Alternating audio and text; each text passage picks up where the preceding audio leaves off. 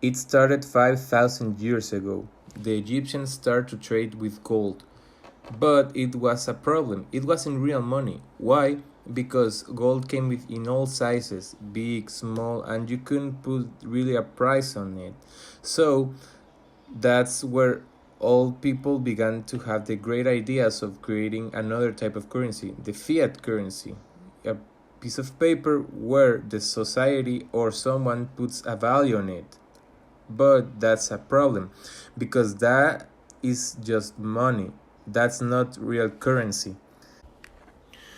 One of the biggest reasons why we are on the global economic crisis we are is because people don't understand the difference between currency and money. Why? Currency is a medium of exchange and uniform account, portable, divisible, and fungible. Fungible means that each unit is the same as all of the above.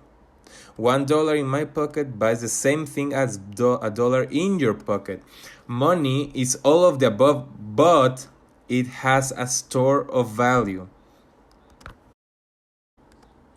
The dollar in your pocket is a medium of exchange. It has numbers, meaning that there cannot be $2 with the exact same serial number. It's durable because it can last for a lot of time. It's divisible. Why? Because if I have $100, I can divide it into 10 bills of $10. It's fungible because the dollar in your pocket buys the same as my dollar. But governments can print more and more and more and more money. They dilute the currency supply, and now it's transferring wealth to your money of your bank account to the government. The properties of the gold is what makes gold special. Gold has all the above: the uniform account, the divisible, the portable, and the most important, it's limited. That's why it maintains its purchasing power stable. Why? Because governments can't print gold. That's why it's really important. Over 5,000 years, there has been created a lot of fiat currencies backing up by gold, but in these 5,000 years they have never ever survived. All of them have extinguished from earth.